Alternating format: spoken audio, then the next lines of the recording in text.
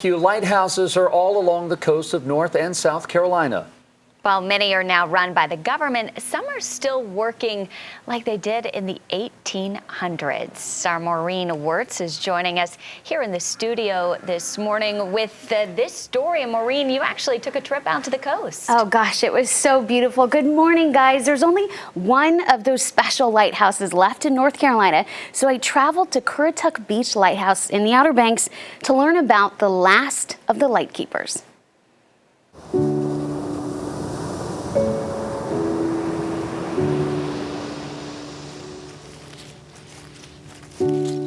Anytime I'm out at night, I know exactly what 17 seconds of darkness feels like now.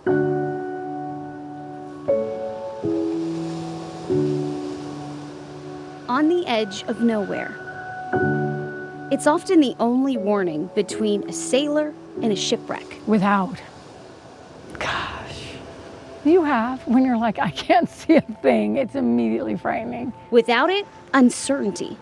But with it, relief. Because there are those whose job it is to keep the light on. If you had this job, you would not quit it either, right? For the last 17 years, Megan Agresto has been one of the Lightkeepers living and working at the Currituck Beach Lighthouse. Raising her two sons here, her family is the last in North Carolina to call a lighthouse home. It's just an incredible feeling to be like, okay, that lighthouse is in the exact same spot and those stars are doing exactly what they're supposed to be doing. And it's just so beautiful. So yes, I do have that feeling like, I've had it since the beginning, like, you're gonna let me do this? The Lightkeepers left the lighthouse in the late 1930s, losing their job to innovation and electricity. The government taking over care of the lighthouses, and for decades, the Currituck Beach Lighthouse crumbled until 1980, when a group of locals decided this lighthouse was worth saving. You just have a sense of place here that people feel immediately walking on site. Restoring and rebuilding, they brought back the old lighthouse and the job of the lightkeeper. Yeah, I do. We can do it.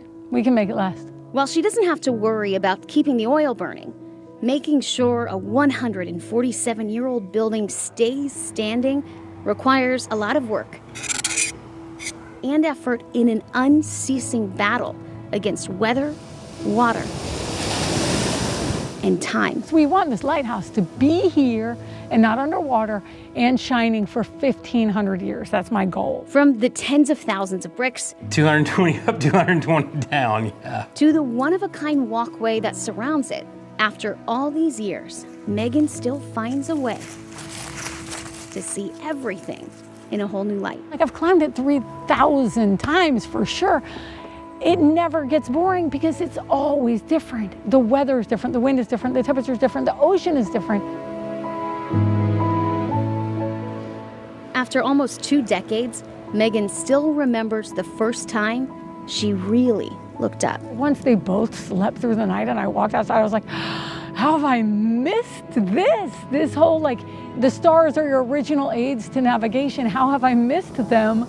And now I try to be out almost every night, just a little bit. Megan's kids won't likely take over her job. I don't think so. That's not how things work anymore. And when she's done, she doesn't know if there will ever be another family to live at the Currituck Beach Lighthouse. But it's not necessarily meant to be the story of Megan and Louise. It's meant to be the story of the Currituck Beach Lighthouse, and we just bump into it a little bit. The lighthouse, a consistent beacon among constant change. Because no matter what, the light will always be on, even if she is the last of the Lightkeepers. With photojournalist Jenna Kurtz, Maureen Wirtz, Queen City News. What a beautiful piece. It almost looks like something out of National Geographic. It was amazing while we were there, guys, because we were up for the sunrise and the sunset.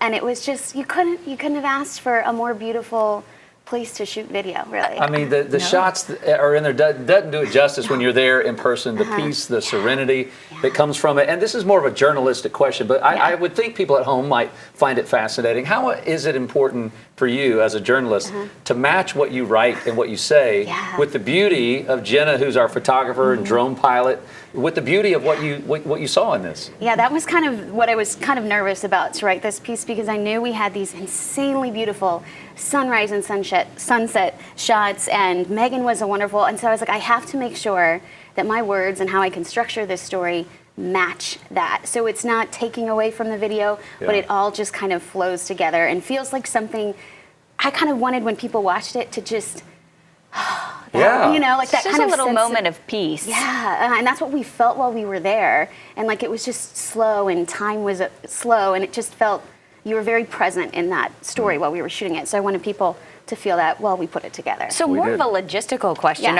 Is this lighthouse still used? Yeah, so this lighthouse is 17 seconds off, 3 seconds on, so that light every 20 seconds pretty much you're gonna see or 17 seconds, 20 total, you're gonna see the light going on. Ships still use this, and it was pretty neat because we were shooting those night shots later that you saw a little bit in the package. We were down on the ocean, and you could see little dots along the shoreline with all these lighthouses. And Megan's really passionate about it because she says, her belief is, well, what if something were to happen to our technology, right? Your cell phone goes out, any type of GPS. We've all been there. Yeah, absolutely. And it's pitch dark out there. Like, it's very, very dark. So using this old type of navigation is just important today as it was 100, 200 years ago. The old ways are the most reliable oftentimes. Well, and even just the structure of it is beautiful to look at. The fact that it's that old and they want it to stand another couple hundred years old. And did you climb up it? Oh my gosh, we climbed up it a couple of times. I was kind of laughing because there's 220 stairs, and sunset we had to get down we wanted to get the lighthouse lit up by the sun. Then we needed to go to the top to get kind of just basically the Outer Banks. So we had like 4 minutes to run up 16 flights of stairs. And I was just panting afterwards. And you're up pretty high. And so I'm like, I'm going to stay pretty close to this lighthouse here. But yeah, we went up and down it a couple of times. And Megan, she walks it like several times a day. So who needs a Stairmaster? She's like, this is no problem. And I was like panting by the end Maureen, of it. a beautiful piece. Thanks so much for sharing that with us. We can't wait to see what you're working on next. Thanks, guys. Yeah.